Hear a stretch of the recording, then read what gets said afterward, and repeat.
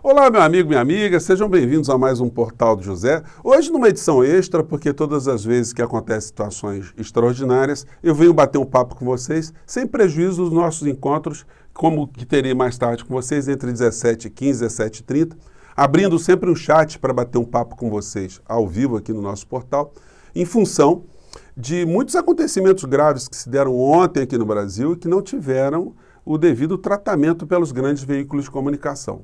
Eu me refiro à fala do ministro Luiz Roberto Barroso em relação ao presidente da República, que deixou claro nas entrelinhas que o Brasil é governado por um criminoso, um bandido que conspira contra as instituições e que tem uma cobertura das instituições que deveriam agir contra esse tipo de crime, contra esse tipo de atitudes, contra o povo brasileiro. Eu vou conversar com vocês sobre essas questões, mas antes de mais nada, se você está chegando agora ao nosso portal e está nos conhecendo, seja bem-vindo. Já somos mais de 500 mil pessoas inscritas aqui, pessoas como você que se interessam pela realidade brasileira. Se você gostar, dê o seu joinha, compartilhe os nossos vídeos, participe dos nossos chats e vamos embora aqui. Gente, todas as vezes que a gente vê um crime acontecendo, uma situação danosa acontecendo a alguém, a gente fica aflito, a gente fica querendo avisar. Quando a pessoa do meio jurídico está vendo uma total corrosão do sistema constitucional brasileiro e uma atuação contra o povo brasileiro, a gente fica aflito também querendo informar. Se nós fizemos muitas críticas na comunidade jurídica dos excessos que aconteceram durante a Operação Lava Jato, onde a Constituição estava sendo violada com interesses econômicos, interesses ocultos, interesses políticos, eleitorais, como a gente está vendo agora, no Brasil de hoje, nós estamos vendo o outro lado da moeda de uma forma muito pior, porque nós estamos vendo a omissão institucional, nós estamos vendo uma anomalia, nós estamos vendo um comportamento de proteção de todo tipo de criminoso, e criminoso de alto calibre, porque são criminosos, né, e criminosos que conspiram contra o Estado de Direito, contra a nossa Constituição.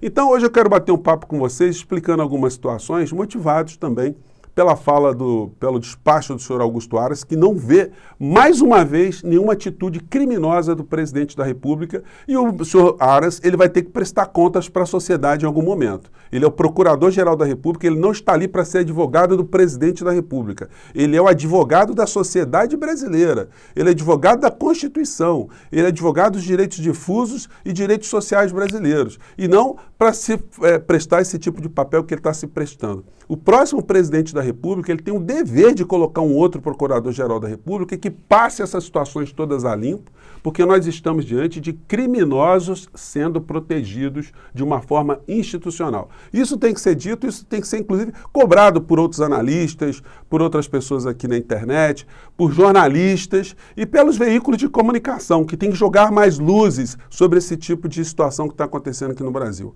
O ministro Barroso ontem, gente, vamos entrar aqui no vídeo, ele fez falas extremamente contundentes e algumas não foram colocadas pelos veículos de comunicação e eu quero compartilhar aqui com vocês para a gente entender juntos o que está acontecendo. Vamos ver essa fala aqui do Barroso, vamos lá. Decisão importante. O tribunal reconheceu que a prática da denominada rachadinha configura ato doloso de improbidade. Olha só, em nenhum veículo de comunicação eu vi ontem essa fala do Barroso ser pinçada, que a rachadinha está sendo criminalizada e que também outras situações estão sendo criminalizadas, sujeitando os criminosos à cassação da chapa ou à cassação do seu registro. Isso não foi falado ontem. Ele falou sobre a rachadinha dando aviso aos familiares do clã presidencial e outras tantas figuras que se locupletam de dinheiro público. Então ele foi na sequência aqui, vamos lá. Administrativa que importa lesão ao patrimônio público e enriquecimento ilícito e enseja o indeferimento do registro de candidatura. Enriquecimento ilícito, gente, pesquisem se é possível alguém ganhando salário de deputado, como o Bolsonaro, ele acumular o patrimônio que ele tem, as ex-esposas terem acumulado o patrimônio que elas acumularam e os filhos terem acumulado o patrimônio que acumularam. Vejam se alguém trabalhando honestamente, sem fazer nenhum tipo de picaretagem, consegue chegar a esse tipo de patrimônio. Só a título de comparação, se vocês verem a declaração de bens de Bolsonaro em 2018 e a do seu vice Mourão, que é general, vocês vão falar assim, o Mourão é um pé rapado, é um idiota, é um burro, porque como general ele não conseguiu chegar a 1/10 do patrimônio do Bolsonaro, que tinham uma patente muito mais baixa, né? Ou um é um gênio, o outro é um jegue, né? Vamos seguir aqui. Infelizmente, trata-se de prática corrupta recorrente, em que recursos são desviados dos cofres públicos para benefício particular. O tribunal considerou também que a acusação falsa formulada por candidato e disseminada em redes sociais no dia das eleições, de que as urnas estavam fraudadas, configura abuso de poder político e uso indevido de meio de comunicação, ensejando a cassação de mandato. Gente, está muito claro, isso tinha que ser enfatizado, isso tem que ter uma forma até de educar as pessoas de maneira geral, para não seguirem a maluquice, não continuarem fazendo, dando reverberação às falas criminosas do presidente da República. Aí vem essa fala aqui do Luiz Roberto Barroso, do ministro Luiz Roberto Barroso, que foi um momento muito contundente também, que não foi salientado, como eu estou mostrando para vocês agora aqui. Vamos ver o que ele disse. Democracia e as instituições brasileiras passaram por ameaças das quais acreditávamos já haver nos livrado. Não foram apenas exaltações verbais à ditadura e à tortura, mas ações concretas e preocupantes, que incluíram... Gente, ações concretas. Nós não estamos apenas aqui diante de uma fala, de uma opinião que o ministro está se referindo. Está falando que alguém fez alguma coisa concretamente contra o Estado brasileiro, contra a Constituição e contra as instituições. Vamos acompanhar. Comparecimento à manifestação na porta do Comando do Exército, na qual se pedia a volta da ditadura militar e o fechamento do Congresso Nacional e do Supremo Tribunal Federal. 2. Desfile de tanques de guerra na Praça dos Três Poderes, com claros propósitos intimidatórios. 3. Ordem para que caças sobrevoassem a Praça dos Três Poderes, com a finalidade de quebrar as vidraças do Supremo Tribunal Federal em ameaça a seus integrantes, como revelado pelo ex-ministro da Justiça e Segurança Pública, Raul Jungmann. 4.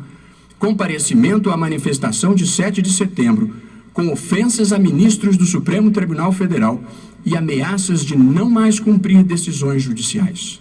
Gente, isso tudo que o Barroso enumerou está aqui no artigo 85 da Constituição Federal, os crimes de responsabilidade do presidente da República. Eu vou até parar um pouquinho, você pode dar uma congelada aqui, se você estiver assistindo depois o nosso vídeo, e você vai ver aqui que são crimes de responsabilidade do presidente da República que atentem contra a Constituição e especialmente contra a existência da União, o livre exercício do Poder Legislativo, do Poder Judiciário, do Ministério Público e dos poderes constitucionais das unidades da Federação.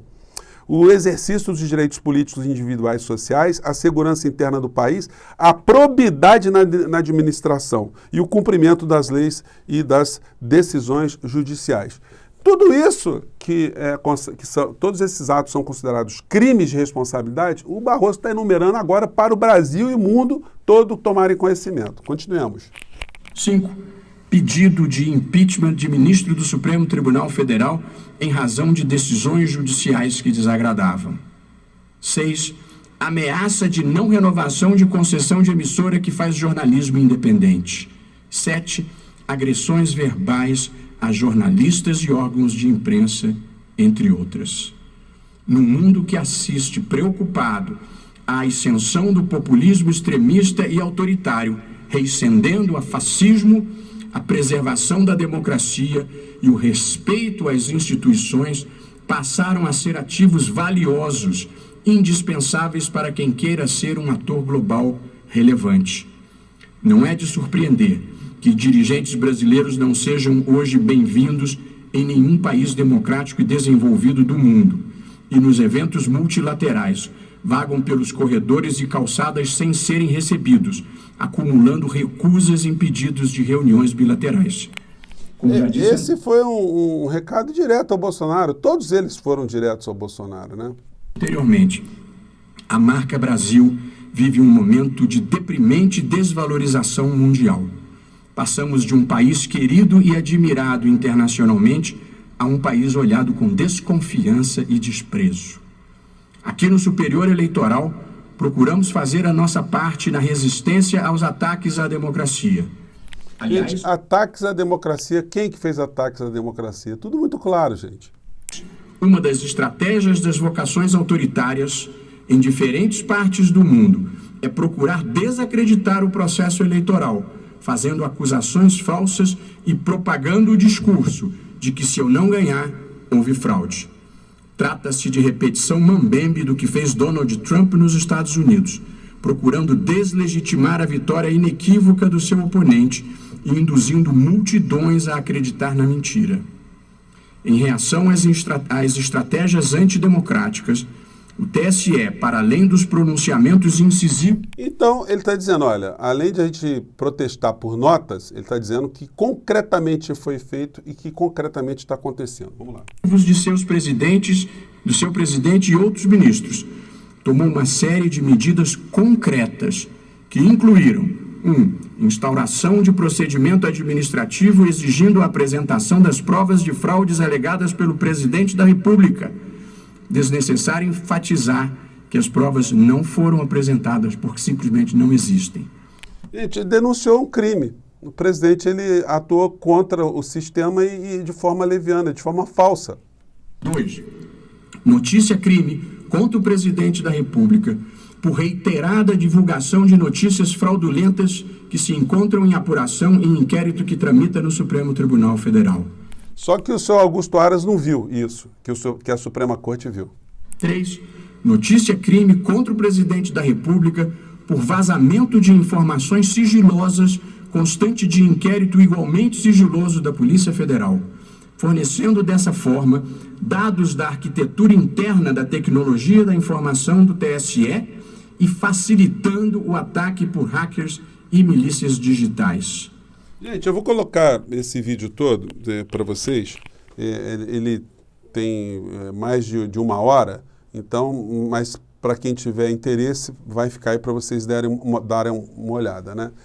O que chama a atenção, né, das pessoas do direito é o comportamento do senhor Augusto Aras, que não enxergou nenhum crime do presidente da República e colocou ali um despacho absolutamente infame juridicamente. Ele desconhece o que todos os juristas que lecionam direito processual penal no Brasil conhecem, que é o que está no artigo 20 do Código de Processo Penal. Gente, no artigo 20 do Código de Processo Penal, está dizendo aqui da característica fundamental do inquérito policial, que é o sigilo. O artigo 20 diz: a autoridade assegurará no inquérito o sigilo necessário à elucidação do fato ou exigido pelo interesse da sociedade. Gente, em regra, o inquérito policial ele tem que ser levado com todo tipo de cuidado pelo investigador. Porque se ele está investigando e todas as pessoas tiverem acesso ao que ele está investigando, isso pode absolutamente neutralizar a investigação. Vocês imaginem um delegado de polícia investigando uma formação de quadrilha no campo econômico, ou de desvio de dinheiro, ou de drogas, ou de tráfico, sei lá, alguma coisa assim. E, de repente, o inquérito ser totalmente vazado, o inquérito ser disponibilizado para qualquer pessoa. O sigilo é uma característica, portanto, fundamental do inquérito policial. O senhor Augusto Aras está dizendo que, para ser sigiloso, tinha que ter um processo específico que declarasse aquele inquérito sigiloso. Gente, isso é uma perversão total. A OAB... tentando fazer com que os advogados de defesa tivessem acesso aos inquéritos policiais, porque sempre havia algum tipo de dificuldade, daí mostrar tanto que o inquérito não era sigiloso, o Supremo Tribunal Federal teve que decidir, através de uma súmula, que os advogados têm acesso ao inquérito policial. É uma coisa lógica. Para o senhor Augusto Aras, é como se a gente estivesse numa estrada, todo mundo engarrafado, e começasse a passar carros, né, pelo acostamento, e alguém fosse preso lá na frente.